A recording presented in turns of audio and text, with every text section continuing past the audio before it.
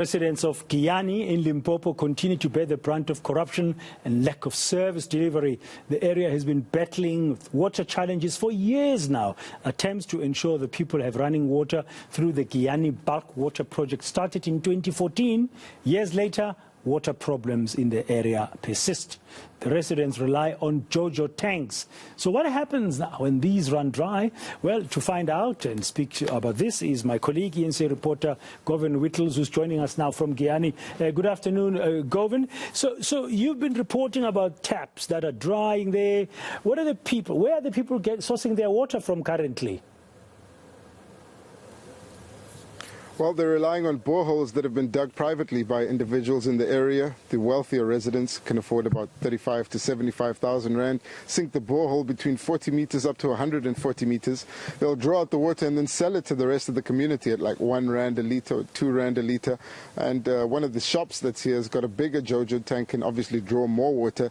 He's selling 1,000 litres for 175 rand. And that's become the norm here. There's a mini economy that's popped up in the absence of the government delivering water to the villages around Giyani, particularly in Basani. And what you see behind me is not simply JoJo tanks on the side of the road, Pradan. What the residents of this area do is leave their tanks on the side of the road when there is a funeral happening on Saturday because they hope that the government would send a water tanker and then fill all the tanks on the side of the road so they can use the water for the funeral. And really, when there is a funeral in the area, that's when they can depend on the municipality to send those water tankers. Let's speak briefly now to Mrs. Mhlongo. She's a resident of this area, someone who's been staying here for a very long time, and I think she'll speak Shangaan. Mrs. Mhlongo, you were saying that you had an experience with the water shortage. What happened?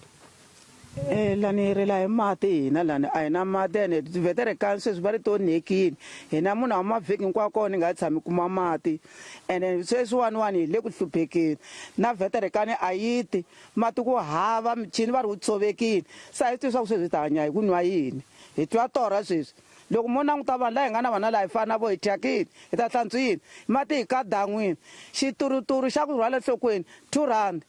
All right, thank you so much, Mrs. Mhlongo. I didn't understand all of it, but she was referring to the non-arrival of the water trucker in this area and the 3 weeks without water, and also unhappy with the price of water from these private individuals who've sunk the boreholes by themselves. But I also spoke to the ward councillor in this area, and he gave some information around the history behind the water shortages, revealing that it's been a problem since the turn of the millennium. Let's take a look now, Pradan.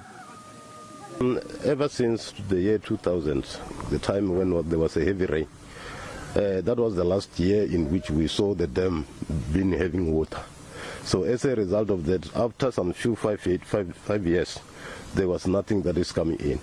Even the infrastructure of reticulation was not right, just because the pipes that we put into the ground are so old in such a way that they burst time and again, and only to find that now this thing was supplying all the villages around here. Then by the time 2000, everybody was getting water from here, but it has come to an end because the dam itself, water is depleted. We are living from ends meet, whereby maybe we only rely on the people that have got borehole. You can go and buy there, maybe you buy 1,000 liters with 175, depending on who is selling for you. And even those who dug the boreholes, some of them get dry up, and then as a result, then they end up not having anything to drink. So they only use cars to go and take it from Giyani and everywhere else where they can get water.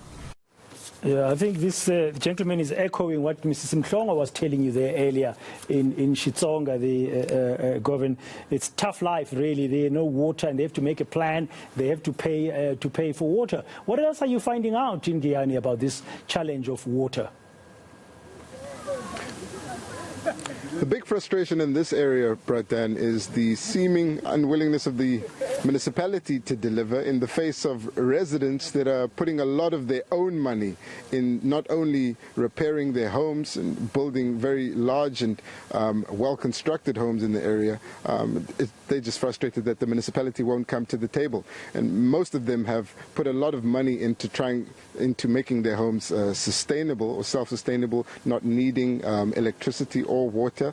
And they are angry at the broken promises from the municipality, saying that they had expected water in this area a long time ago, years ago, and they've grown tired of accepting the dry dams as a reason why they don't have water, believing that more should be done. But I spoke to one resident who's put in a lot of his own money in sinking the boreholes, and on some occasions it came up dry. Let's have a listen to what he had to say. We're supposed to get water from the dam there, which is now dry.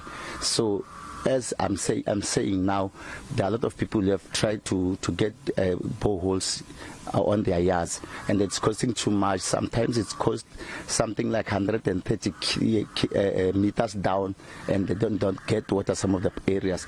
But where I'm staying, it's about 140 that I got water, but it sometimes get dried, so we don't get water easily in our place. For sometimes it costs more than 70,000. When you are lucky, at least for 40,000, which is the lowest that you can get.